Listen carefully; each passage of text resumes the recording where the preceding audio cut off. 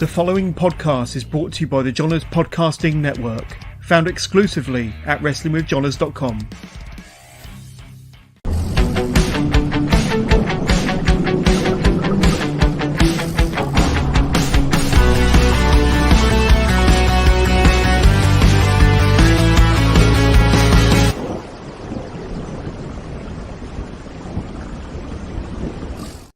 Hello and welcome to the latest live Wrestling with Johners, episode 305. And I've got an awesome guest for a Monday evening.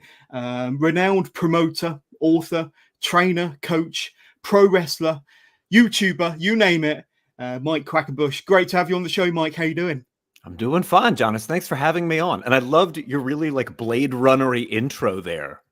It's pretty cool, isn't it? It's pretty cool. Really cool. I was impressed. I didn't create it, but yeah, I did spend a pretty penny on that. It's very cool. But lovely having you on the show, Mike. And for my guests, for my viewers and listeners that are watching at home, we are live across YouTube, Twitch, and Facebook Live. So if you want to get in touch with the show, you can do. If you want to get in touch with Mike Quackenbush, please send your questions in using your chosen device. They'll ping through to us and we'll do our very best during the course of this live interview to answer all of your questions over the next hour and 15 or however long we go. But before we start asking questions to Mr. Quackenbush, just a reminder of some of my guests that I've had on recently. And of course, at the Electric Ballroom in Progress, I interviewed the legendary Ring of Honor wrestler, former WWE commentator, now AEW commentator Nigel McGuinness. Go and check that one out on my YouTube channel. And most recently, some of my live interviews have included the English Lion, Eddie Ryan, and British wrestling legend James Mason came on the show last week, and more recently, the Maiden of Metal, Rain Leverkusen. And this week is, I've got two interviews this week. Of course, I've got Mike Quackenbush today, and on Thursday, I've got Vusic, a very talented young performer from the north of the UK who I'll be talking to live on the Wrestling with Johners. And I think Vusic is somebody that Mike might remember from his last trip over here in the UK. I think he attended one of your seminars. But you've really done your homework on that, Jonas. Yeah, he and I just became acquainted a few weeks ago. Absolutely. And of course, starting with your recent trip over to the UK. Now, I think that was a couple of months ago, back in April, the back end of April, and you were over here for this group here, weren't you? That's right. Arcadian up Wrestling. In the Northeast. Yeah. That's right. And you came over for a few days, and of course, you attended a couple of seminars. You hosted a couple of seminars, and of course, you wrestled the legendary Johnny Kidd, somebody that I know very well, somebody that's been a guest on my show before. The two of you are reuniting after a little while, but coming back over to the UK, Mike, for the first time in I think probably about 3.5 years since you were last over here, if I'm not mistaken.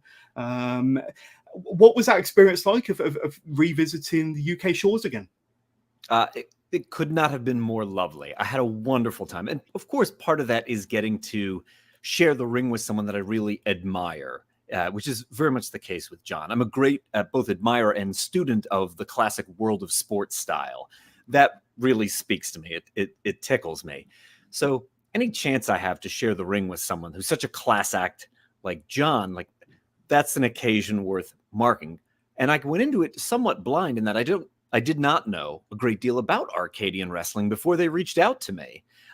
They're a relatively new group. They're just growing right now. They're trying to establish their own identity in the very crowded UK independent scene, which is, they're filled with huge players, but there's also some modest-sized players too. Each of them trying to do their own thing, add their own flavor to wrestling, and getting to be part of it and really feel like I was part of that family for a while because we got to train together day after day. We got to make the show together, all of that. It was a very, very rewarding experience. Absolutely. And if my research is correct, I think that's the first time yourself and Johnny have got in ring together for maybe 6 years. Right. So how was that experience? I know, like I say, good friend of yours, you know each other very well. Mm-hmm. You've gone up and down the road with each other over many years. But for the first time in 6 years, that must have been a thrill and a highlight of your trip to get back in the ring with Mr. Kidd. Yes, and I can't mask it on my face. If you see footage or you see photos from those matches, I just have a big grin like a child on my face because wrestling with him is such a great test to see how has he changed since we last wrestled? How have I changed? And, there are matches out there sometimes where it's against someone you don't really care for. it has a grudge behind it. Not everybody in wrestling gets along. You might be shocked to learn. There are people out there that they don't get to have that type of experience at all when they're in the ring. But to share it with someone who is a dear friend, there's no Christmas card I look more forward to every year than receiving the one from Johnny Kidd at Christmas time. For us to just get in there and trade holds and try to one-up each other, try and impress one another, that game of one-upsmanship speaks to what I love best about wrestling. And I really only get to have that with a select few people, but John is one of them. Absolutely. Now, I need to apologize because I should have introduced you as the master of 1,000 holds, of course, but I will do so now. And there's a reason behind that. And that's because your match with Johnny was the Mount Evan rules, wasn't it? Like a traditional British rounds match. That's right. And I know that you're renowned for being a very technically proficient professional wrestler, highly regarded within the business as being one of the best technical wrestlers. Well, thank you. Of the last few decades. But how was the experience of them rules, them stipulations, the traditional British rules, the Mount Evan rules? What I like about Mount Evans rules or any other time that, kind of the framework around the match must change is there's always room in there to be creative. I think some people imagine like, oh, I'm handicapped. I can't do this, or I'm not allowed to do this. And that's only one way of looking at it. A really strict system of rules is like a sandbox. If you can outline it very clearly and then let me play in that sandbox, it's great fun. And that's something I love about it. I would rather those rails be really clearly defined. To me, it's a challenge. What can you do? And I love, of course, it just feels so intrinsically British to me. So as an outsider, as an American who loves that style of wrestling, it kind of feels like everyone's invited me into the party a little bit. They're like, no, come on, you get to do Mount Evans rules too. Thank you very much. Yeah, absolutely. And let's say you had a wonderful match with Johnny Kidd, but also on the Saturday morning and the Sunday morning, you held some classes, some seminars with the very talented wrestlers and trainees from Arcadian and the north of the UK. And I'm going to bring up this picture again there because you can see yourself there with a few of my past guests as well. There's Ace Matthews there. I believe he might have been wearing one of his shirts, and Vucic just to his left. And of course, Vucic is going to be my guest on Thursday. But obviously, you're a renowned coach and trainer. Obviously, you ran the Wrestle factory for many years, 18 years, I believe, Mike. But how was it to kind of get back in the ring, coach the youngsters, coach some of the very young and very talented wrestlers and performers that we have over here in the UK and the north of our country especially? Every time I get in the ring to do some training, it's an absolute joy. And I don't do as much training. There was a time when I used to be at the Wrestle Factory 3 nights a week. And these days, if I make it up on a Sunday afternoon, that's about the most that I can manage. But when I'm called, when I'm traveling or I'm out and about visiting another wrestling school, getting to mix in with a completely new student body, and realizing where is it that I can be of help here? These people brought me here. Even if they don't know the exact purpose, basically make our team stronger, make our ensemble stronger. And I want to make sure when I leave, I've done that. Otherwise, I feel like, I just took these people's money. And I've gone to seminars that felt that way, that it was just somebody here to collect a payday and bounce. Yeah. And I take the responsibility of it very seriously. What is the thing that maybe, for whatever reason, this group is lacking right now? And how can I supply it to them before I run out of time and they ask me to get the heck out of the ring? So I love that challenge because on the one hand, of course, I want to meet everybody. I want to, tell me where you're from. We had a guy who came up, he spent hours coming up from London all the way to Newcastle to be able to make it to this seminar. I want to know that story. Tell me about that, man.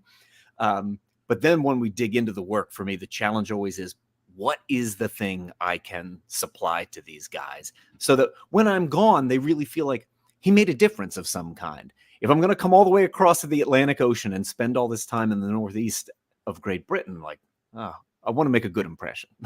100%. Now, feel free to correct me here, but looking back through your history, would I be right in thinking that this was your match against Johnny would have been your first match in nearly 3 years, Mike?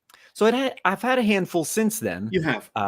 But certainly this was, to me, the most noteworthy, to be back in the ring with John. And earlier you had mentioned this. I didn't even realize it until you said it out loud. You're right. prior to this, it was not since I had wrestled Tyler Bate at Fight Club Pro 3.5 years prior that I had been in the UK, which is one of the longest gaps I think I'd had. Now, there was, as I understand it, this global health crisis that really interrupted things for wrestling for a little while. But now that we're on the flip side of the pandemic and people are starting to get out a little bit more, it's going to be great to do more traveling, get out there and see the parts of the world that I haven't had a chance to see. Yeah, and let me ask you. Obviously, you said you've had a handful of matches over the last 3 years, but has being back in the ring with Johnny Kidd and having these handful of matches, has it given you the bug again to want to do more shows, get back in the ring more regularly, Mike? Certainly, it's tough, when you're in that mix and you're back in the community a little bit, and you realize I do have something to contribute.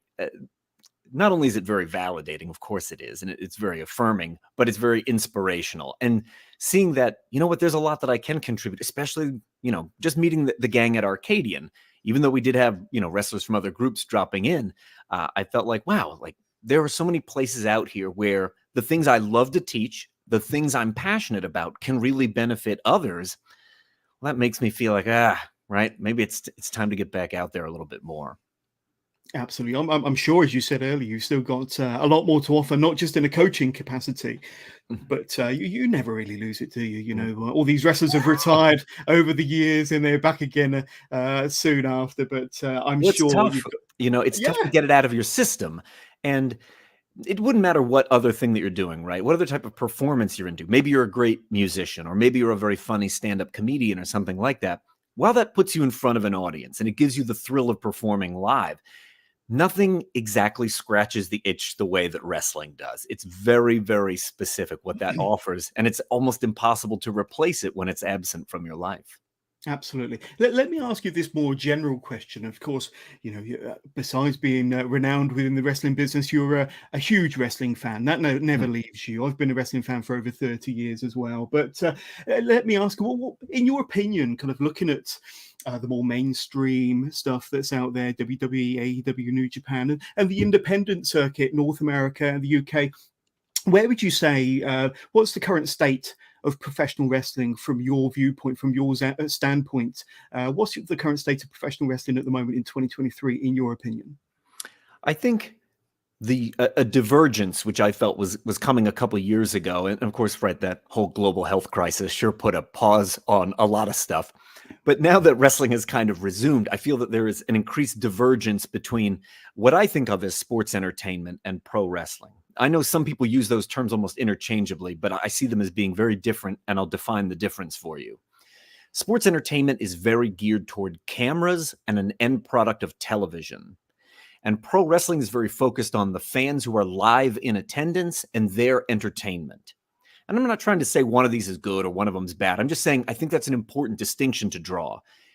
WWE with their NXT, AEW with ROH underneath them, they churn out some amazing, top shelf, beautifully produced sports entertainment. And that's cool.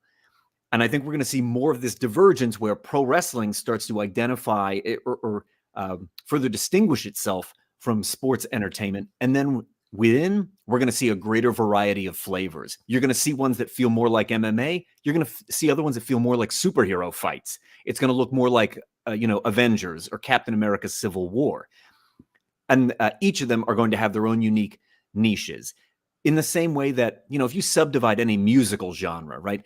If you're really into punk, well, you can listen to certain new wave songs and hear the strands of punk still in there. You don't get some of what Blondie or the Talking Heads or the Cars are doing if punk hadn't done what punk did. And I think the same is going to be true in the course of the next year. I think this is coming over wrestling's horizon right now, is that greater, I'm going to coin a term here and it's going to sound terrible, like sub-genreification of wrestling is coming. Wow. That's a terrible word. Not at all. That could catch on. That could catch on. But no, I totally agree with you. And having seen a lot of the UK independent circuit since the doors reopened again in the summer of 2021, I've been really encouraged with what I've seen. And traveling up and down the country with various promotions as backstage correspondent and interview for many promotions around the UK. And I've seen that the crowds gradually get bigger. I think we are not quite to the heights of where British wrestling was, say 5, 6, 7 years ago, when BritWres was the pinnacle of all independent wrestling and really admired around the world. But we're certainly getting there. And like I say, I think the mainstream product is as good as it's ever been. And but very encouraging words there, Mike. Thank you very much. Well, I'm curious to know. I'm gonna let me tank right over here, Jonas. So you said you've been a wrestling fan for over 30 years. Correct. So and I'm right there in that same boat with you. That's right around the time, just a little over 30 years ago, is when wrestling really captured my heart. Is there something that's being made today that you feel as passionate about as the wrestling you first fell in love with? Oh, absolutely. And I think about that quite often, because I think about when I got into wrestling relatively late in my teens, maybe 13, 14, 15, when I first became a fan. Like I say, I'm in my mid 40s now. But I've got to say, WWE of the 1990s, 1991, with what was going on there, and the larger than life characters, and the Sids and the Hogans, the Undertakers and the Jake the Snakes and the Macho Mans. And that's what really pulled me in. And so some of the angles, especially like the King Cobra angle, when Jake Roberts latched it onto the arm of Macho Man, that really pulled me in. And Ric Flair coming in as the real world champion, and the Rumble. And then, of course, SummerSlam being held in Wembley Stadium in 92. And I was there in 92. So there was so much going on in that 1 or 2 year period that it was epic for me. And then, of course, you had the Attitude Era, which was bigger than that, I would say. But then, you know, since then, wrestling has kind of waned a little bit. But now I think with the fantastic product that AEW are putting out, and the storylines that WWE are doing, and some of the amazing premium live events that they're putting out on a monthly basis. I mean, I think this has been a stellar year for WWE, to be honest with you, up there with the 2000 and 2001 and the Attitude Era. But I think in the mainstream, wrestling is as good as it's ever been. On the indies, I think it's getting there. So yeah, absolutely. I'm very optimistic about where it is and where it's heading, for sure. So let me ask you then. I called you the master of 1,000 holds earlier, and like I say, very proficient technical wrestler. Big fan of the British style of technical wrestling. When did the British style of technical wrestling first come into your life, and when did it kind of capture your imagination then, Mike? I know exactly when it was. It was in December of 1996. I happened to be, my home state here in the U.S. is Pennsylvania, and then in the dead center of our state is Penn State University. I happened to be visiting a friend of mine who'd just gotten a VHS tape in from Japan of a show that was called These Days. It was held by Michinoku Pro on October 10th, 1996. And he said, "You want to watch this?" And I was like, "Yeah, I do. Let's put that tape in." And the opening match was a guy named Johnny Saint wrestling Naohiro Hoshikawa in what was meant to be his retirement match. And watching Johnny Saint do what only Johnny Saint can really do, I have never felt so captivated by something in all my life. And I was like, and this guy's retiring? He's amazing. Well, who else does what this guy does? And so it became like a scavenger hunt. It became a quest to find out more. Where did this style come from? Are there other people that do it? What is the story behind this guy? Why is he retiring in Japan? What is going on? And I just became enamored of the style. The more of it I discovered, the more I couldn't wait to consume it. I think of that style, that very classic, clean, classy, and clever world of sports style, much like I think of Mexican lucha libre as a language of wrestling. It is a physical language. It is not exactly right. If you watch Hogan and the Warrior and the Macho Man, that's not what they're doing at all. That's its own physical language. But something about the precision and the elegance of that world of sports style really spoke to me. And I remember it was one of the things I got to bond with the very first time I went to Switzerland. I was brought over to Zurich to teach a seminar there. And the rookie they dispatched to the airport to pick me up was this tall fellow named Claudio Castagnoli, who was there waiting at the airport to retrieve my sorry-looking behind. And I was putting me up at his chalet near Luzerne, Switzerland. And he said, you know what I have a bunch of tapes of? Do you want to watch some World of Sport? Wow. And I was like, you bet I do. Let's watch some of that. And we became fast friends thereafter. Being able to share in that, because although there have been attempts to resuscitate World of Sport, and certainly there are people out there that have tried to make that style their own, seeing the true masters do it in the era when it was on top, when it was the predominant style, is something magical that cannot be recaptured. And being able to revisit that through the magic of a tape or a DVD or a stream or whatever, like that lights me up. Yeah, and it's wrestling that never ages at all. You know, so some wrestling, you know, the big beefy American wrestling from the 1980s, that doesn't age too well. But when you look at the World of Sport style of wrestling, that ages elegantly and gracefully and doesn't lose its appeal at all. And that was exactly going to be my next question about when you first discovered World of Sport, because of course we've spoken very highly about Johnny Saint, one of the very best talents, pro wrestlers to have ever laced up a pair of boots, let's be honest. But then you had the likes of Rollerball Rocco, Marty Jones, Tony St. Clair, Johnny Kidd, of course, and so many others. And like I say, 96 was when you first fell in love with World of Sport, or the British style, and that was very influential to you and your style then onwards, I'm guessing, Mike. Very much so. I had a really a humbling experience, I suppose I would say, in April of 2000, when a promoter gave me the opportunity to wrestle El Hijo del Santo, who at the time, maybe with Rey Mysterio Jr. excused from the conversation, the most famous Mexican luchador active at the time, the son of Santo.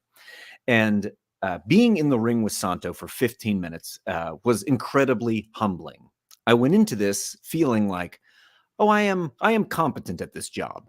I am qualified to be in this match. When it was over, boy, did I feel the opposite. I felt outclassed, just utterly outclassed by this guy.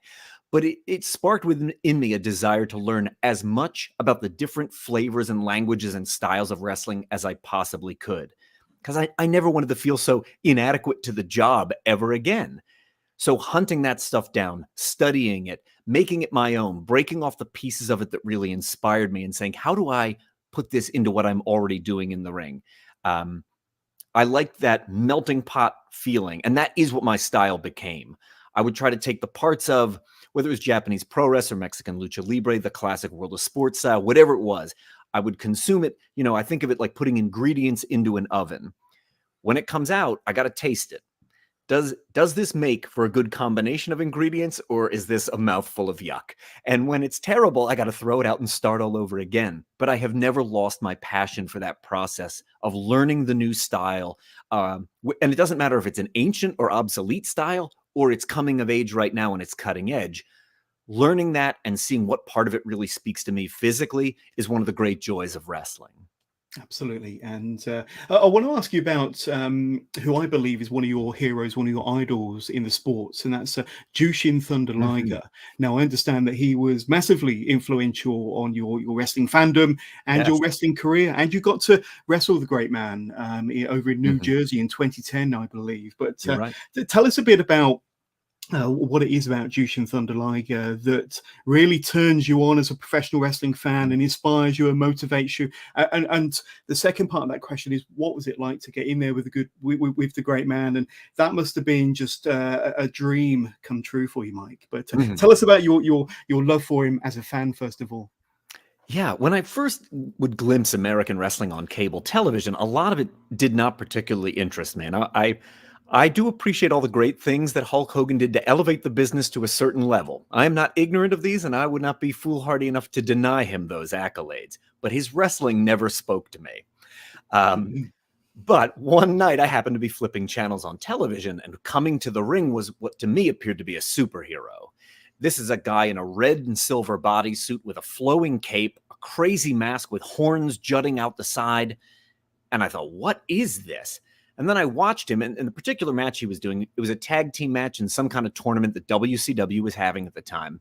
As it's reaching its climax, he steps out onto the apron of the ring, jumps to the middle rope, and moonsaults to the floor. And at this point in time, I had never seen anything even remotely like that on the wrestling I was watching. It's as close to a mind-blowing experience as I think I've ever had as a human being. Yeah. And I thought, I'm not 100% sure what I just saw, but I want to do that. How do I do this? Because it was simply breathtaking. Fast forward several years later, when I actually got to meet the man, when I got to wrestle him, as you astutely pointed out, and then not too long thereafter, I actually got to team with him once. It only went on, I think, to cement my admiration and idolization of him. He was everything I could have asked for. And, in many times, you may have heard something along these lines as well. They say you should never meet your heroes. I mean, there's generally, right? People say this about in all walks of life, not just wrestling, right? You should not meet your heroes. And I'm here to argue the opposite point of view, because I've met Jushin Liger, I've met Manami Toyota, I met Eddie Guerrero, and I met Johnny Saint, and they were all amazing. And it only really edified my fandom of each of them. Even at that time, I was long since a working pro. It made me happy that I had been such a fan, such a student of their game, because in their own ways, each of them were nothing short of wonderful.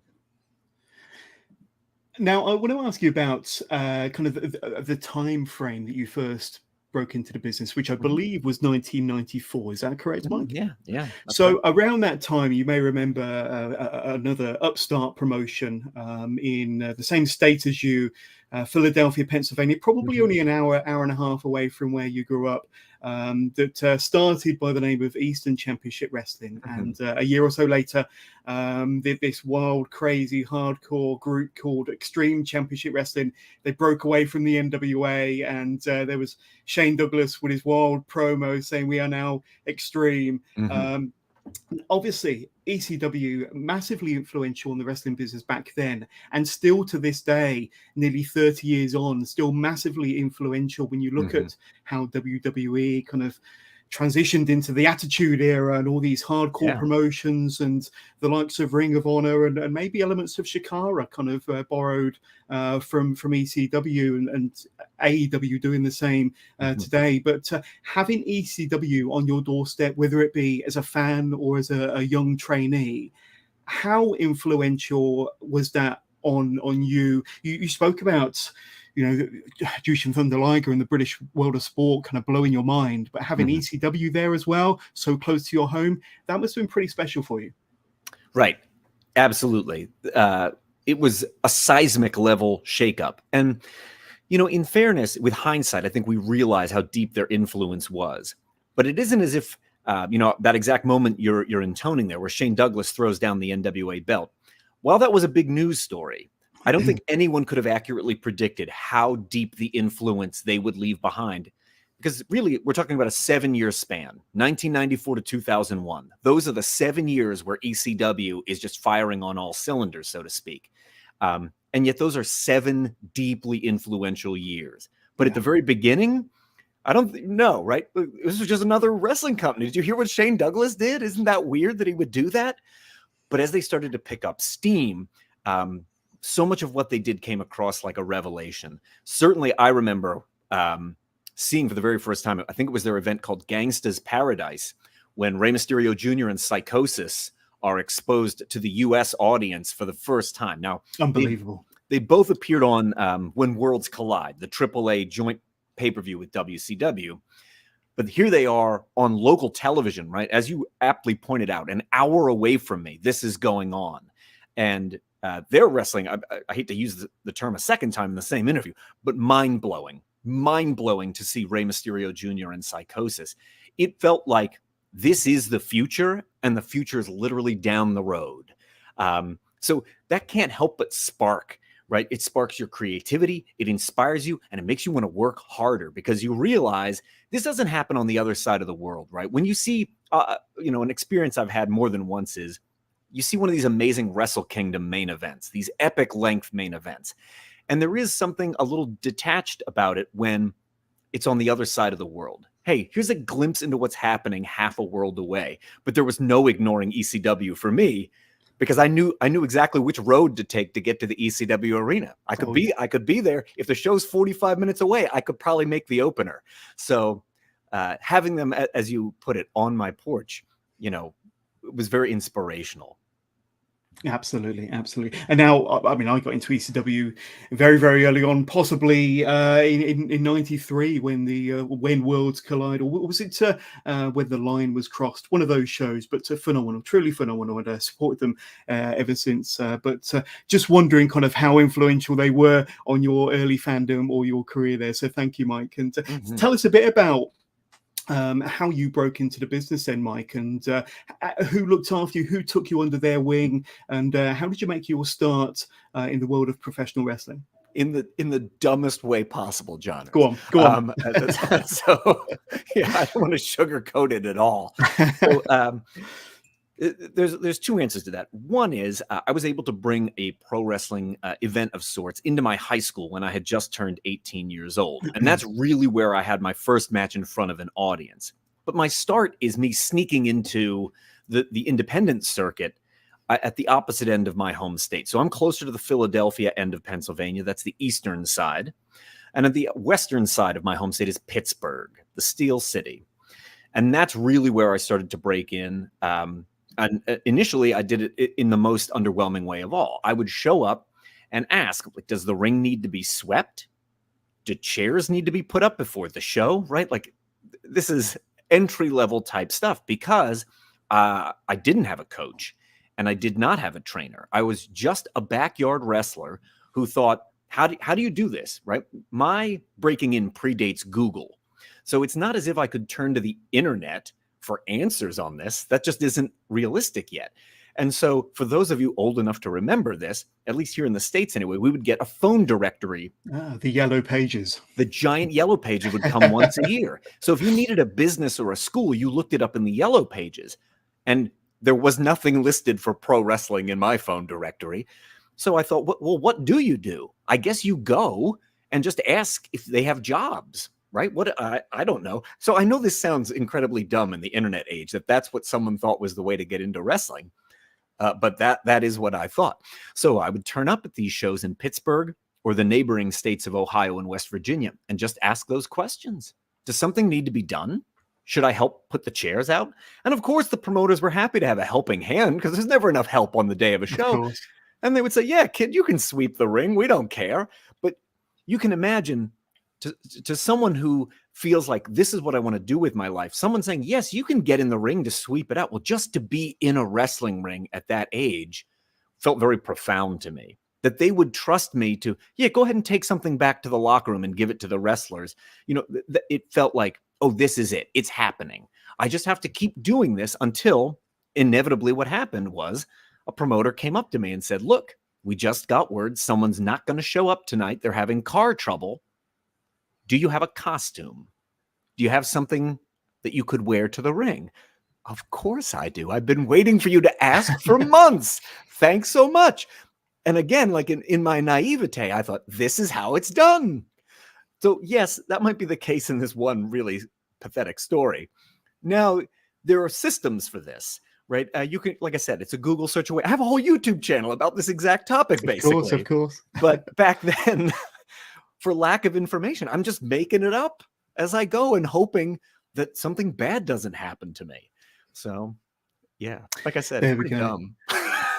But you learned the traditional way. You learned the hard way, and you probably learned more skills jumping through hoops than just a simple Google search away like we would nowadays. But maybe. I mean, one name I'm going to throw out to you that I believe was quite pivotal in your early career, and certainly maybe skipping ahead a couple of years, 97, 98, which I think was maybe a little bit of a breakout year. You had the tour over to Europe, and you mentioned Claudio there and the World of Sport tapes in Switzerland, but 97, 98 and Reckless Youth. And I think he was possibly somebody that broke into the business around the same time as you. That's right. You had a whole ton of matches between the two of you, certainly in the time period that I just mentioned, 97 and 98.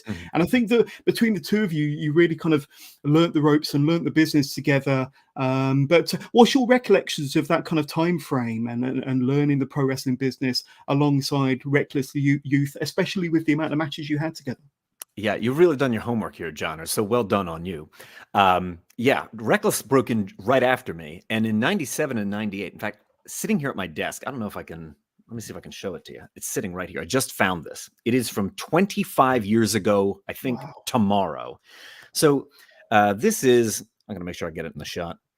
Yep. From Pennsylvania Championship Wrestling. So this is a card from June 27th, 1998. And I think I may have wrestled Reckless Youth on this one. No, not exactly. He and I were in 2 different matches. What was Reckless doing on this one? He was wrestling Lance Diamond, and I was in a tag team match against Don Montoya. But to your point, yes, I wrestled him maybe about 75 times in those 2 years. And that was a great learning experience for me. And I don't mind saying this both good and bad. So Tom Carter, the Reckless Youth himself, not so much a youth anymore, now the reckless middle-aged man. But at the time, the Reckless Youth, Tom Carter, was arguably the hottest guy on the East Coast independent scene. So as he's coming up, sort of his West Coast analog might have been Christopher Daniels or Mike Modest, those guys. So being programmed with Tom, often put together, we were thought of like what we would call a peanut butter and jelly match. These 2 guys taste best together. Put them together. They're a peanut butter and jelly match. I got to learn so much about what would get a crowd to respond a certain way. And then afterwards, I would go back to a guy who had begun to mentor me named Ace Darling, and I would bounce these concepts off of him. Well, we tried this and this happened. What do you think? Well, here's why it worked, but here's a better version of it that will work in front of all audiences, not just kids. So between these 2, I had the opportunity to do a lot of in-ring experimenting with Reckless, then take it back and refine it with my mentor, Ace. And it was probably the most important thing that could have happened for me at that time, because prior to that, we're looking at 94, 95, and 96. I'm very much just like a lost dog running around in wrestling. I'm constantly being injured very, very seriously, and I'm having pathetically bad matches. I can only get booked in bottom of the barrel places because I really don't know what I'm doing. As I said, I'm just a backyard wrestler who stuck around long enough that someone forgot to show up. But once I had people who were willing to help me and say, well, look, you have some potential, but we got to do something with this here. That's when things started to come together for me. And being put in the ring constantly with Reckless, where we would often be on together Friday, Saturday, and Sunday in a single weekend. We can try it on Friday, we can refine it on Saturday, and then Sunday it's perfected. And that sort of crucible of testing material out, seeing what audiences would react to, that was great. So I had good learning experiences, but I also had some bad learning experiences too. The reverse of this was there were definitely occasions on which, and I think he would admit this as well in hindsight, that some of the way Reckless would behave in locker rooms was actually a bit reprehensible. But this sometimes set a bad example to me of like, well, if you're seen at being this level or you have this amount of status, you can behave like this. Well, not really. No, that's not terribly acceptable. So I got the full learning experience, right? I got to learn from seeing things done right. And sometimes I got to see them done badly. And I was like, I better not make that mistake. But I had the full ride. I got to see it all, the good, the bad, and the ugly. Absolutely, absolutely. And a few questions that have come through during the course of this interview so far. Now, this one won't come up with a username, but if you are watching this via Facebook Live, do us a favor, go to streamyard.com/Facebook. That will automatically allow us to see your icon picture and your name on screen if you haven't done so already. So this one will come up Facebook user, but what inspired the ring name Quackenbush? So we know your shoot name is Mike, but I don't think your shoot name is Quackenbush. Tell us the story behind that one, Mike. Yes. So it's from a short story called A Separate Piece that I read when I was 15 years old. I thought it was the very strangest name I'd ever heard at that tender young age.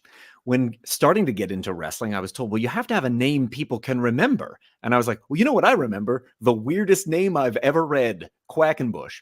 And I must admit, in the first year or two, I thought, well, this probably won't stick. And here we are. It did, just a little.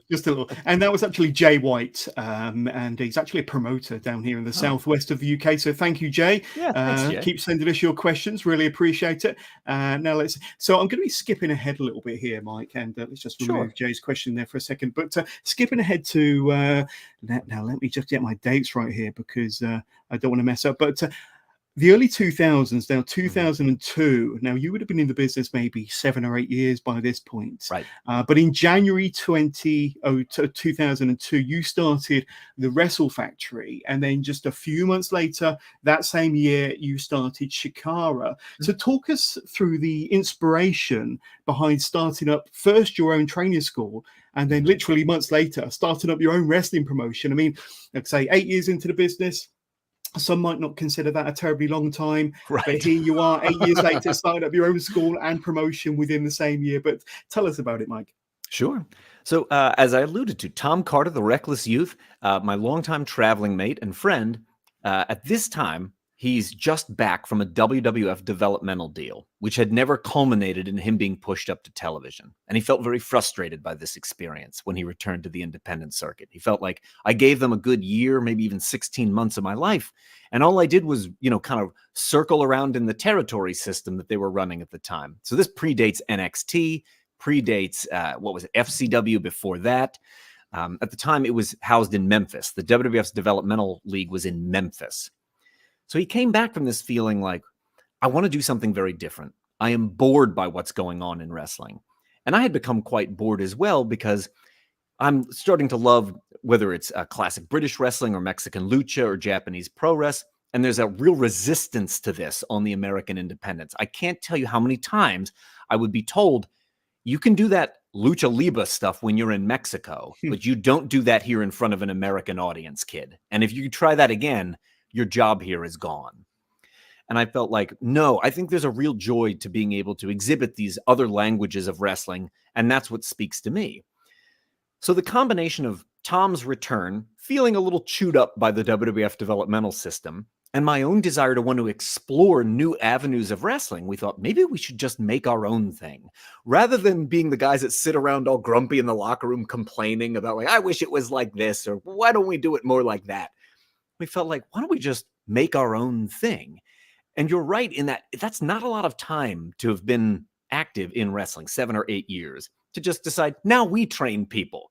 The hubris of youth. But we were just like, let's do it. And very shortly thereafter, we had the first crop of Wrestle Factory graduates, and we thought, well, what do we do with them? What do we do with these 5 guys that are ready now? We need a stage. We need a platform to present them on. And in those early days, that platform, and then for many seasons to follow, was Chikara. Of course. And it turned into a bit of it had a cult-like status about it. And I'd say groundbreaking in terms of this blend of world of sports, lucha libre, comic book, TV, kind of action series. It really was, it certainly developed into a blend of many wonderful things, bright, colorful, fast-paced, wonderful storylines, and you say created a wonderful product, and gave many amazing young performers a fantastic platform, who then went on to do amazing things all around the world. But tell us in a nutshell, for those that may not have heard about Chikara, what your original kind of concept or vision was for the promotion, and kind of how it might have evolved over that time as well, Mike. Sure. In the first few years, it really was just about, can we keep the lights on? Can we pay the bills? I don't know that there was a grand vision in the very beginning, but after we realized like, I think we can make this work. I don't think we're about to go out of business next Friday. I think we'll make it to next month. I had to ask myself, well, what do I want to do? 8 months in, Tom Carter left the business, and he's gone on to have a fantastic career outside of wrestling. But once he kind of left me the reins, I felt like, well, what kind of stories do I want to tell? What kind of characters do I want to present? And it just, in many ways, became a reflection of the things that I loved most. As you correctly pointed out, comic books. I grew up as a lover of comic books. I also grew to love these heavily serialized television dramas at the time. So whether it was Lost or Battlestar Galactica or Dexter or any of these, like I said, heavily serialized stories, I thought, can I do long-term storytelling in wrestling? I don't want it to be something that it starts on a Monday and it resolves by Sunday's pay-per-view. That to me is very short-term storytelling. What if I took a year to tell one story? Well, could I keep a story interesting for that period of time? What could I do with the characters if everyone was committed to this same idea that we're going to start a story today that will not climax for 2.5 years. Is everyone on board? Because I need all of you. If we lose one of the main characters halfway through, the whole thing is scrapped. Yeah. And I feel very fortunate that throughout, we made 21 seasons of Chikara altogether, that I had so many seasons where people were fervently committed to, let's really do something as differently as we can. Let's make our own mark on wrestling. Here's our chance to put forth our vision for this. And we just saw it through. And I certainly couldn't claim that every single one of these things we ever did was wildly successful. Definitely not. We definitely had our flops. But along the way, we did get to do some really great stuff together. Absolutely. We're going to talk more about some Chikara highlights very, very soon, but just to bring up some pictures, and a wonderful logo really, really stands out. I'm sure some of these will probably bring back some wonderful memories there, but a nice bit of artwork there. And like I say, the larger than life characters. Yeah, wonderful times, and we will talk more about Chikara indeed. But one person, another name that I'm going to throw out to you that I believe was a big part of Chikara and a big part of you in your wrestling career, and that is Chris Hero. Now I know that you two had a very storied rivalry, which I think lasted maybe 2 years, if I'm not mistaken, between 2005 and 2007. Many tag team encounters, quite a few one-on-one encounters, a very bitter rivalry that the two of you had, and a very embroiled storyline over them 2 years. But somebody like Chris Hero that really has had a fabulous career outside of Chikara and inside of Chikara. But that period of time working with Chris, the storyline that you two had over them 2 years must really stand out to you as being one of your more memorable of your wrestling career. Absolutely. And it is thanks to Chris, actually, that I got my first break in Europe. He was the one who opened the door for me for my very first tour of Germany. And I think starting to play on the international stage is arguably the most important thing that happened in my career. And that's thanks to Chris making those connections for me. If that had never happened, I doubt Claudio Castagnoli would have ever moved to the US to train at the Wrestle Factory. I think there's, if you start to explore those weird splinter ideas, like, oh, if this never happened, then this never happens. Or if this guy never does this, well, then this guy never meets this guy. It's wild to think. He was such the nexus point, especially at that point in the 00s or the noughties or whatever you want to call that decade, the 00s. He was a nexus point for so many. And I was very fortunate to have him as my co-trainer at the Wrestle Factory, especially after Reckless Youth retired and moved outside of wrestling. Chris is renowned, and well so, for his precision, for his attention to detail. And that speaks to my OCD heart immensely. Somebody with attention to detail, all right, I think we're going to get along.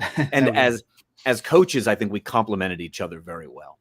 Absolutely. And as you mentioned, your rivalry of sorts spilled out over to Germany, WXW, where you had a number of matches, including a fantastic 48-minute encounter where I think you may have won, or Chris may have won 2 falls to 1, but I know it was an amazing 48-minute match. And that's also where you met Johnny Saint, now possibly for the first time over in Germany, WXW, and that's where your friendship and your professional wrestling relationship with Johnny Saint started. And like I say, less than 10 years earlier, you were watching him on old VHS tapes with Claudio, and now you're getting to work with a guy on the same cards as him. But that must have been pretty special for you, because I think you said back in '96 he was on the verge of retiring, still going strong 10 years later.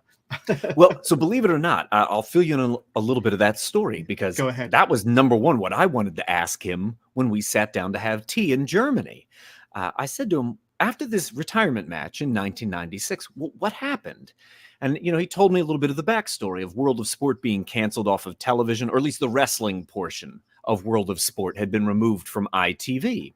And he said, the British scene really went into a quick decline thereafter. Eventually, I could only find bookings in Wales. and I got tired of doing the commute down there. So I got out of wrestling, and he took work outside of wrestling for years. He said I would travel all around doing these other jobs. And I said, in all these years that you traveled up and down all throughout the UK outside of wrestling, did anyone ever recognize you? Because in my mind, Johnny Saint's the greatest lightweight wrestler of all time. And he said, Mike, not even once. I couldn't believe that. I was stunned when he said that to me. So, of course, I said, what lured you back after all these years away from working outside of wrestling? Like, what made you want to do this again? And of course, I understand this all too well. He missed it. There's nothing quite like what you get from performing wrestling in front of genuinely appreciative fans. And the fact that he was back and willing to do a handful of matches, this is, 2007, 2008, after being away for roughly 10 years' time, I thought in that moment, I'm going to do whatever it takes to get myself in the ring against this guy who I thought I would never meet, that I'd never have the chance to shake his hand and tell him what an inspiration he's been to me, to Chris, to Claudio, to a generation of wrestlers. Because I think being absent from wrestling, he had no idea. He had no idea how important he was to so many of us. And one, it was very meaningful to be able to tell that to him. And then not all that long thereafter, there we are trading holds together in the ring in Germany. What an incredible experience. I'm so fortunate to have had that experience. Absolutely. And that same year, you invited him over to the States, over to Chikara to be part of, I think possibly the second ever King of Trios tournament. And just a few pictures I'm going to bring up here of Johnny making his entrance, as popular as ever, in the ring there with Bryan Danielson, just truly mind-blowing. Brian, again, yourself there, admiring what's going on in the ring. But to have the great man performing for your company in the second ever King of Trios, he clearly looked like he was having the time of his life and really enjoying the experience over there. But I think that kind of, like you say, he inspired a generation of wrestlers, and then to have him perform for yourself in such an important tournament, that must have been great for you as well. Right. Yeah. I wouldn't trade that experience for anything. To be able to treat him as the honored guest in my own house was really quite wonderful. Yeah, absolutely. Absolutely. And of course, we got to talk about the King of Trios, because I think one thing that really kind of stands out when they think of Chikara is all these wonderful tournaments that you would do. And I think the King of Trios was kind of up there as one of the more popular, one of the more famous tournaments that Chikara would put on. You would have talent flying from all over the world. And like I say, I think one of the more recent champions back in 2017 was our very own British Strong Style. And you held the tournament over here in the UK, of course. But what the King of Trios tournament did was it put these combination of wonderful wrestlers in a highly celebrated, very, very exciting tournament. And kind of in a funny sort of way made a bit of a household name of them along the way, helped to elevate them. But when you think back to all the great King of Trios tournaments, what are some of your fondest memories and highlights from that tournament as a whole? Wow. And there's quite a few. I think we did 12 or 13 of them over the years, something like that. But when we were really enjoying our commercial peak, we had the freedom to invest more money into our marquee event, King of Trios. And that allowed us to do things like bringing over a Johnny Saint, to bring Manami Toyota to the United States. It remains to this day, I think, something I am most proud of, that I got to produce her United States debut. One of the people I idolize most of all. The Michinoku Pro team that came over the same year, actually, I think that photograph was taken that you just showed there. We brought over the great Sasuke, Dick Togo, and Jinsei Shinzaki. And Michinoku Pro is the exact inspiration for Chikara. So here are the people who inspired me at every stage of my career. To be able to provide a stage and a platform to celebrate them and elevate them made me feel like this is what I am meant to be doing. Whatever it is that I'm able to create or exert or express through Chikara, this is perhaps most important. And there was that same year, the Michinoku guys were there. Manami Toyota was there. I had reached out, and this sounds easier than it is. So I'm going to step back and I'll give you a little backstory on this story. I had wanted to reach out to Sean Waltman because in the 1990s, the 1-2-3 Kid really gave permission for lightweight wrestlers to find success in the United States. Prior to the 1-2-3 Kid, unless you were basically Dynamite Kid or Tiger Mask, the idea that an American promoter had a spot on a show for someone that looked like that, not so much. But the 1-2-3 Kid changes all of that in May of 1993. And I owe a debt of gratitude to him. My old running mate, Reckless Youth, does, and so do hundreds, if not thousands, of guys wrestling to this day owe a debt to Sean Waltman for that. And so I started to put feelers out through my network. Because, sometimes when people tell stories, for example, I love to watch music documentaries, and somebody will be like, so we called up Michael Jackson. What? No, you didn't. No one has his phone number. You don't just call up Sean Waltman. That's not how it works. So here's what you do. You reach out to someone and you're like, do you think you know how I could get in touch with Sean Waltman? And they're like, I know a guy who knows a guy who could get you there. So it takes weeks of this. You're playing this game, right? Like I'm getting one closer. I'm getting one closer. Finally, I've got his phone number and I get him on the phone.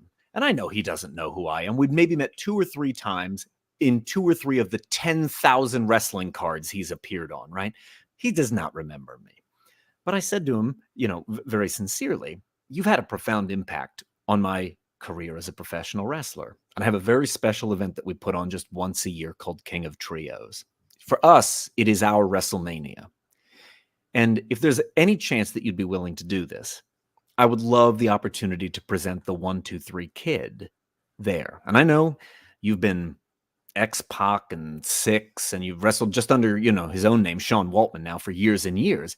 And maybe revisiting that character is not something that you're open to. But to me, and to so many others, you are the reason we are able to do this, to enjoy this art form, why it plays the fulfilling role in our life that it does. And if for the sake of one weekend, you'd be willing to reprise that character, we'd be really proud to have you with us. And he said, I'll do it. So sure enough, the weekend comes and Sean Waltman shows up and he's got brand new 1-2-3 Kid gear. Brilliant. But at the time, he had this very scraggly beard, like a really long, almost like a mountain man like beard. And I thought, oh, geez, I had not considered this, because with the scraggly beard, that's X-Pac, that's Six, and it's not the 1-2-3 Kid. But I think he fully understood this. So this was taking place at the ECW arena in a locker room where, for whatever reason, they were doing some kind of construction at the time. There was a sink and a mirror that was just in the middle of a room with nothing else. So everyone is sat in there with their suitcases, right? The bags are open. People are putting on their boots, putting on their deodorant, getting ready to go out to the ring. And at this mirror, he just turns on the water, lathers up his beard with a little shaving cream, and begins to shave it off in front of everybody. And when he was done, he took a towel to his face and turned around, and he was the 1-2-3 Kid again. There you go. And that weekend, he goes out there and just crushes it. He's electrifying. It's as if he jumped into a time machine and became 15 years younger. And in particular, the match that he has is a singles match with El Generico on that weekend's finale of King of Trios. Behind the curtain, all of us, every member of the Chikara family, and all of our guests were there watching it happen. And we're overcome with emotion as he re-embodies the 1-2-3 Kid. When the match is over, he stumbles back through the curtain and he's sobbing. And seeing that, we all start sobbing. Why? I don't know. I don't know what that human thing is. You see somebody else crying and you start crying. We just all started sobbing. And I'll show you this in a second. We had this massive group hug. It was, in many ways, it might be the fondest recollection I have of so many fond recollections of Chikara. And I said, hey, man, do you want to sit down or something? He's like, I need to be by myself for a minute to process everything that's just happened to me. So I gave him a couple minutes, and he'd isolated himself in a room where he could lock the door. And I wanted to wait a good amount of time, let people cool down, especially when you get the adrenaline going and the blood's pumping, right? That's not the time to sit down with somebody. Let's have a chat. So I waited a few minutes for this all to kind of calm down. By the time I went over, he had left. He'd packed his bag and had left the building entirely. But he'd pinned something to the door, which I actually have right here. Oh, wow. Because I keep it on my desk to this day. It says, "I will never forget this weekend as long as I live. You all are the future of wrestling. It's been my honor to be here. I love you all from the bottom of my heart. Sean Waltman, the 1-2-3 Kid." That's incredible. Look at that, ladies and gents. That is absolutely incredible. This sits right next to me on my desk to this day. The significance of this hasn't dulled for even one moment to me. Yeah. And the fact that he took the time to do that, and obviously he was probably too emotionally affected to verbally speak to anybody, but that was his parting message, and that was truly heartfelt from him, and it's obviously meant a lot to you over the years for sure. We're going to go back to somebody that I mentioned before, but Johnny Kidd. And like I say, we started with Johnny Kidd at the top of the podcast, at the top of the show.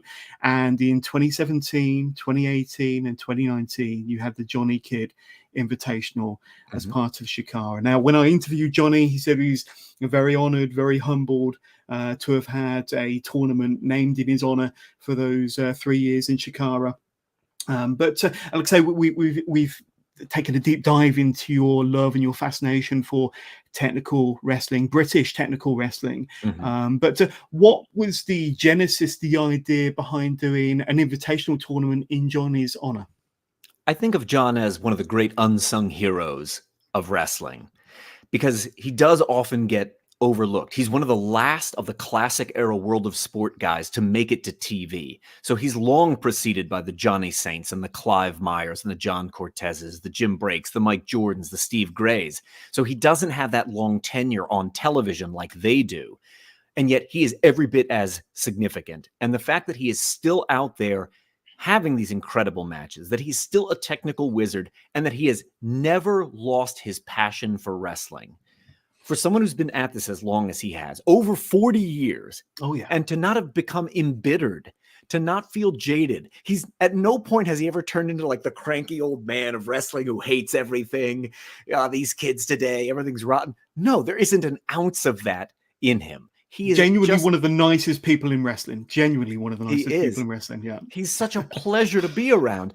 And I thought, any chance there is to celebrate him a little bit, we need to do that. That was one of the great pleasures of Chikara, the platform it provided to celebrate people, whether like the 1-2-3 Kid, as I just mentioned, or John in this case, to put him front and center and put a little focus on someone who I think is a genuine unsung hero of wrestling. I thought this is what we are meant to do. It's as simple as that. Absolutely. And just going to bring up a picture of yourself and Johnny in a Chikara ring, I believe. Now, I'm not sure what year that would have been. But like I say, I know that you two always have a ton of fun whenever you get in the ring together. But we spoke a bit about the Wrestle Factory and Chikara and the amount of wonderful people that the Trainers School has brought through over the years, Mike, and the wonderful opportunities that Chikara has given to some incredible North American talent that have gone on to become household names. Now, I'm going to read out a few names here. Feel free to correct me, but these were either trained by Wrestle Factory or have been a mainstay at one time or another through Chikara and have gone on to be more mainstream names. But the likes of Chad Gable, Claudio, of course, Ricochet, Sami Zayn, Drew Gulak, Wheeler Yuta, Orange Cassidy, Johnny Gargano, Malachi Black, Kimber Lee, and many, many more, hundreds more, in fact. How does that make you feel when you know that some of these mainstream names, these mainstream stars started or kind of really built their career and made a name for themselves with you? I feel a great swell of pride. The fact that I got to play some role in each of their stories, right? And they're not all identical. Each of them's a little bit different. But in each case there that I got to play some role in their story, I feel a great sense of pride about that. Yeah, absolutely. And looking back over the 18 years of Chikara. What are some of your fondest memories or some of your proudest moments from that time? Because, like I say, I think it transcended wrestling in many cases, and it really did become this larger than life wrestling promotion that's still spoken very, very fondly of, not just in North America but around the world. We're talking about it over here in the UK, and there's been a lot of excitement for this interview because of yourself and the legacy of Chikara. But what are some of your more fondest or proudest memories of the 18 years of Chikara? And thank you for those very kind words, and I'm glad people recall it fondly. I feel very, very fortunate in that we got to try so many things in terms of experimental, out-of-the-box storytelling that wrestling had not dared venture into, and that we had an audience that stuck with us. It would have been very easy to just say, I don't know what this weird thing is you're trying this month, but we are out of here. Forget about this. No, they were exceptionally loyal, and they were very open to us trying new things, which was great. You give me enough leash, we'll hang ourselves. But we had the freedom to do that because our fan base was so incredibly loyal. And there are some things that I go back and even now, I was present for them, but I feel like, how did we pull this off? How did we get away with this? What, for me, one of the real high watermarks, certainly some of the King of Trios, each of them, every King of Trios produced at least one story I think I will be telling until the day I die. They will just stay with me for the rest of my life. Just like that 1, 2, 3 kid story I was telling you a moment ago. But our very first pay-per-view event, so to speak, High Noon, which took place in 2011, we had such a difficult time getting to this finishing line. We'd set out a story 2 years in advance, and we knew exactly when it was going to climax. It was going to climax at High Noon. We just needed everything to stay the same, and nothing stayed the same. So in terms of like wrestling impact, just one example of that was Claudio was signed away by WWE. He had to go off and become Cesaro. And on the real life end of things, we lost one of our own. My trainee, the dearly departed Larry Sweeney, left us. These combinations of things made it difficult for us to get to the finish line, and it felt like maybe we're going to arrive there with a whimper. And that wasn't the case at all. It actually, I think, proved to be one of our very finest hours, and it culminates in the crowning of Chikara's first grand champion, Eddie Kingston. When I look back on what it took for us to get there, and then how we met the world that night live, it was our first pay-per-view event. I feel very, very proud of that. And you know, I was thinking about this just the other day. I was on the phone with an old friend of mine who said, without mentioning a name here, the only reason these two people met each other and got married is because they met through Chikara. Like, you realize their marriage, their family, everything that came out of that, if Chikara hadn't existed, they never would have even met. Like, that's all down to you. So on one hand, of course I take pride in like the great wrestling triumphs, right? And those make for good and fun stories. Yeah. But the real world impact of having that for 18 years, having trained more than 1,000 people, the impact of that is never lost on me. Not in the hindsight or not going forward. Every Sunday, I'm still at the Wrestle Factory training the beginners class. And I know in that beginners class is the potential for the next Claudio Castagnoli, for the next Eddie Kingston, for the next, fill in the blank here. I just have to keep bringing myself to the work to the very best of my ability every time, because you don't know. It's great that you and I can sit here today for the last, hour or so and reflect back on that and see it through the clarity of hindsight. But you'll never get to that point when you stop doing your best work. You just have to keep doing your best work. Absolutely. And I'm going to bring up this picture, and I'm bringing it up for a reason, because I think a lot of those are graduates of Chikara, and have gone through the system with Chikara, gone through the system with you, and I've had many amazing matches and storylines and years under the Chikara banner. And that is, of course, a good handful of AEW talent in present time, of course. And I'm going to bring up this next. And of course, This is your show, your podcast. Well, it's more of a YouTube show, of course. But tell us a little bit about now. Just remind me of the name Till We Make That's It. right. That's Till correct, We Make It. isn't it? Till We Make It. And you've been doing this for around 4 years, Mike. That's I right. think it's close to 400 episodes on your YouTube channel. You've got, I believe, about 14,000 subscribers, and doing very, very well. I'm certainly slightly jealous of the 14,000 subscribers, but I'm sure I'll get there one day. But tell us a bit about Till We Make It, because you have topics on there. Now, let me just quickly have a quick look if I can bring up topics like how to become a pro wrestler, choosing your finisher, buying the right gear, and many, many more, as you would imagine, from nearly 400 videos up on that channel. But tell us about Till We Make It. Sure. I had a podcast series that was called Kayfabe 2.0, and my mission with that was to inform wrestling for modern audiences. So much of what we're taught has been handed down to us by generations past, and on occasion, this does not address the needs of modern audiences. But if we want to succeed today in 2023 or going forward, we need that modern spin on things. When Kayfabe 2.0 came to an end, I thought, what's the next extension of this? If I want to continue to help the next generation, how can I best do that? And I thought, I think it's on YouTube. I think this is the best way for me to reach the next generation, is by converting this theme, this idea of information you need to succeed as a modern wrestler into a YouTube series. And thus, Till We Make It arrived. In the back of my mind, though, is what you and I were talking about now 45 minutes ago, which was I did not have a mentor when I came in. I didn't have a coach to help me. And I think there are tons of people, and I know this because I hear that from these people now every day, in that exact same situation.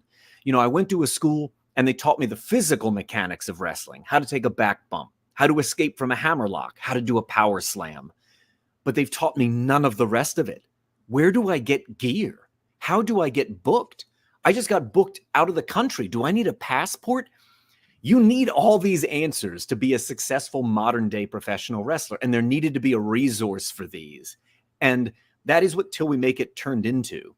When I started, I made a list. I'm very analog in the way I take notes. Like, I love index cards. I make little lists for myself. And I made a list of what I thought, how many topics could there be? I thought 48 videos, and I'll be done with this project. It won't even be around for a year. 48's the most I could possibly talk about. And as you pointed out, there's 400 or so public on the channel now. There's another 150, which are only for my patrons on Patreon. Wow. And there's going to be another one this Friday at 3:00 p.m. So even though I originally thought this is going to be a very short-term project, it probably isn't going to have legs. And I also thought it's going to appeal to very few people. That really hasn't, I really underestimated, I think, what the value that this could add to people would be. I never would have guessed. And I never would have guessed 4 years later I'd still be making them. Oh, amazing. And like I say, I highly recommend it. I've checked out many of the videos in preparation for this, and just go to YouTube and search Till We Make It. But a wonderful YouTube channel, lots of fantastic content there from Mike, of course. And as we look over your near 30-year career then, Mike, tons of accomplishments, championships in North America, in Germany as well, a renowned promoter, author, podcaster, content creator, coach, promoter, and so much more. What are some of your proudest moments from your near 30-year career then? Wow, to soak that on, like how do you even put your arms around it, you know? I'm very proud to have written 10 books. I never would have guessed that that's where I would be at this age. Certainly when I think about the total scope of Chikara from beginning to end, I think if you told me this is what you're going to be doing for the next 18 years, give or take, I would have been like, not me. No way. I can't pull that stuff off. But all of these things, even my proudest accomplishments, I think, are a testament to a couple things. Number one, if you surround yourself with the right team and they believe the same things you believe about an art form, there's no stopping you. But you got to get the team right. To me, pro wrestling is an art form first and foremost. Now, that's not to say you couldn't make a very compelling argument that it's a business. I get that. I can have that argument too, but stick with me. When I surround myself with a team of people that see it as an art form and then are interested to see the art form progress, we unlock each other's creative capabilities, and then we empower one another to make things. That's the real long-lasting story of Chikara, I think, is teamwork, is what's possible when the team believes in one thing and we are all driving toward that goal and we are dedicated to it. And on the occasions when we really succeeded in big and flashy and flamboyant ways, I'm proud. There are also a lot of little quiet moments that I'm very proud of as well. Some are, like not the kind you necessarily celebrate on podcasts, but very small things as well. And if you are applying yourself creatively, you have a podcast series, you interview people, you write, you make music, you make wrestling, you make comedy, you make whatever. If you have the chance to express yourself in some way, shape, or form, I think you must begin to embrace a process of you must fail a certain number of times at everything before you're ever going to get good at it. And the failure doesn't make you bad. The failure doesn't mean you can't do this. It just means that you're trying. And if you're not trying, I don't know what you're doing. You've got to try above all other things. And this last bit, for those of you who've been at this for a while, right? Maybe you're a wrestling promoter who happens to be watching this. Maybe you're deep into a career. How many of these have you done now, Johners? Do you know how many episodes you've done? Of these? Well, this is 305. Incredible, right? Like you have a legacy all your own right then and there. When you've been doing this for any period of time, like Johners has with this at 305, like I was deep in the Chikara experience.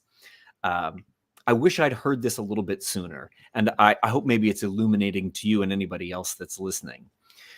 When you do have the team around you exactly right, have confidence that no matter what goes wrong, what weird screwball thing comes your way, we know how to deal with it. Someone in this group has probably dealt with it before, and you're going to come out the other side stronger than you were before, as long as you're willing to do the hard work.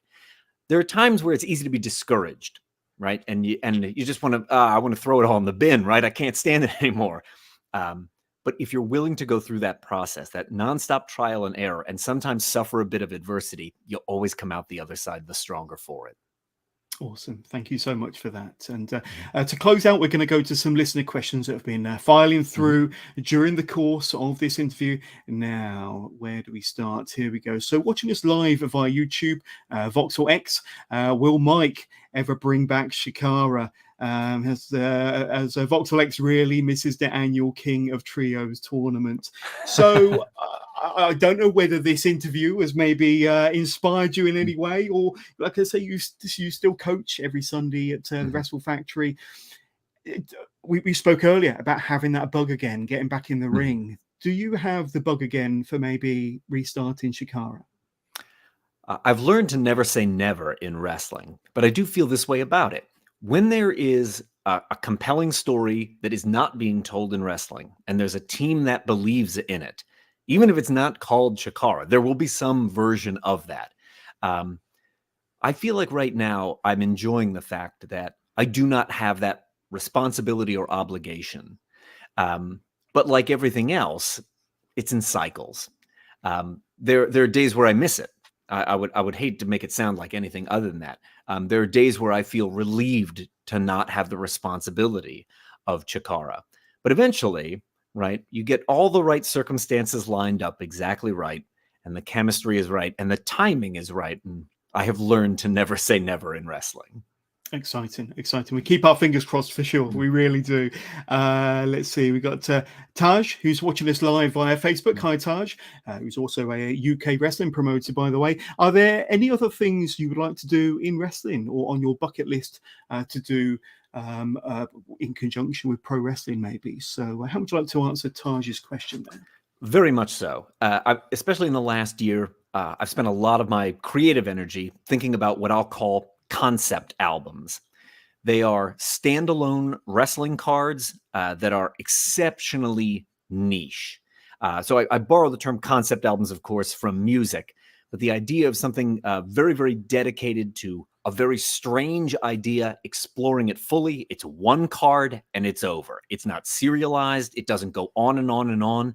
If I have just one night, maybe 6 or 7 matches, how can I do this? Of course, I still want it to be wrestling, but I want it to be as out of the box as humanly possible. Could I produce a couple concept albums that stand on its own? And part of it is just because I love watching weird wrestling.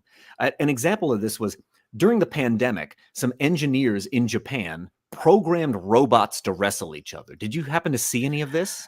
I didn't know. I'm sure there's been a couple of motion pictures based around that same subject. Right. But I thought, how fascinating that in this, weird moment in Earth's history, in that vacuum, someone was like, you know what we need to do? Program robots to wrestle each other.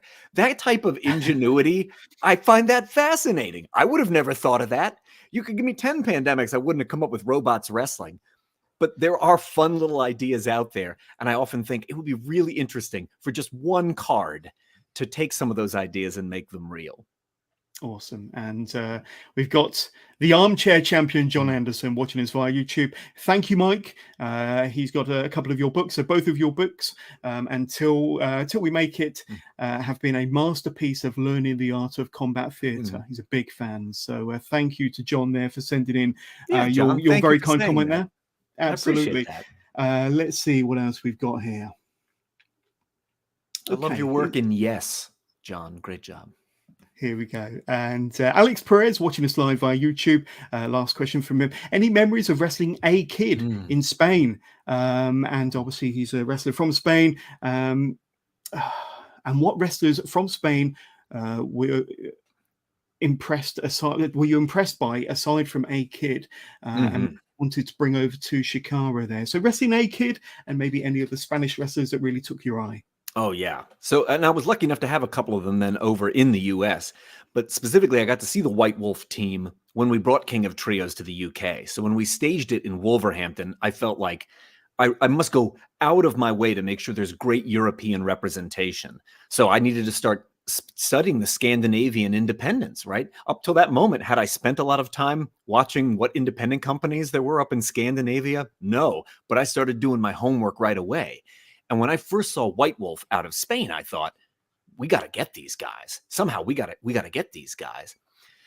So not only was it my great pleasure and honor to present them at King of Trios, and that really introduced them to an international audience. I was so pleased to see the growth in White Wolf that came on the coattails of their appearance at King of Trios. But you go forward just a couple of years, I got to go to Madrid and wrestle A-Kid in one of his very last matches before his WWE tenure begins. And I reached out to a friend of mine, Zack Sabre Jr., who had wrestled A-Kid maybe 4 months prior to my match. And I'd said to him, I said, I'm about to have this match with A-Kid. I've watched a lot of him, but I've never wrestled him. What do I need to know? And Zack said, Mike, the kid's a supernova. And boy, was he right. It was such a pleasure to be in the ring with him and to be doing it in Madrid in front of the Spanish fans. Wow. It was absolutely a peak moment. And that was part of my 25th anniversary tour. That was one of the 25 matches I did as part of my 25th anniversary tour. And on the one hand, wrestling A-Kid, and the other for me was the match with Tyler Bate that I got to have at Fight Club Pro. Being able to intersect with who I think are 2 of the 3 finest young wrestlers walking the earth in the same year, well, it doesn't get much better than that. Incredible. Now, before we ask Mike for his socials, just a quick reminder of who else I have on the show this very same week, as a matter of fact. So we mentioned him at the top of the show, but Vusic will be my special guest on Thursday the 29th. An incredible young talent, a native of the Czech Republic, and he will be joining me live on Wrestling with John this coming Thursday, 8 o'clock UK time, 3 p.m. over on the eastern side if you're watching us over in the States. But I also have the pleasure of announcing my first guest for July, and it'll be none other than this guy here. Connor Mills will be joining me live on Wrestling with Johners next Monday, as a matter of fact, Monday the 3rd of July, 8 p.m. UK time, one of the premiere young performers on the UK scene doing some wonderful things recently in the Progress Ring, more frequently in Rev Pro. This guy's been on the scene from his teenage years, so he's got many wonderful stories. So can't wait to have Connor Mills join me on the Wrestling with Johners podcast next Monday. And this Thursday, when I interview Vusic, I'll also be announcing my entire lineup for July. And it's possibly the biggest lineup I've ever had. I think I've got about 8 interviews, including a Legends Masterclass interview and another 6 or 7 live interviews with some of the biggest names on the British independent circuit. But Mike, as we kind of get close to the end of this wonderful interview with yourself, I'd like you to tell my listeners and viewers out there where they can reach out, say hi, learn more about Mike Quackenbush. And if it helps, I do have a little ticker running along the bottom of the screen there. That also includes your YouTube, but the floor is yours, my friend. Yes, thank you. And your crawl is accurate. On Instagram, I'm MQ_1000 holds. Over on YouTube, my channel is called Till We Make It. A new video comes out every Friday at 3 p.m. Eastern without fail. You can certainly find me kicking around down there in the comment section if you like. Through retailers like Amazon.com, or the audiobook versions are on Audible.com. You can get a handful of my most recent books, like 7 Keys to Becoming a Better Performer, Toolbox, Building Better Pro Wrestling History, 6 Threads in 16 Decades. So if that's up your alley, Amazon, Audible, they'll ship it to you or put it on your phone or whatever you want. They're great like that. Good job, Amazon. Absolutely. And any books in the works, Mike? You're working on anything at the moment? You seem to be quite prolific in your authorship. Anything due out in the next year or so? I do have something that I am working on that's actually spawned from something I started doing for my patrons, which is this. I thought, what if just once a week I give someone actionable advice for their wrestling career, something you could do this weekend, the next time you're in the ring. So it's great to do a lot of long-term planning, don't get me wrong. But sometimes what you need is an action point you can do immediately. What would make your match better this weekend? So I started doing this every Tuesday on my Patreon. And I thought, maybe actually I should make a whole book out of this stuff. So later this year, I'm going to start to dig into it very hard. And my goal is to end up with 365 of them. I want one for every day of the year. If I can make it to that number, that's probably the next thing that you're going to see. The next thing I'll be hawking until we make it's going to be that one. Absolutely fantastic. But promoter, coach, author, YouTuber, renowned wrestler, and so much more. The master of 1,000 holds, Mike Quackenbush. Thank you so much for your time. It's been my pleasure, Jonas. Thank you for having me on. You're very welcome. We'll see you on the road.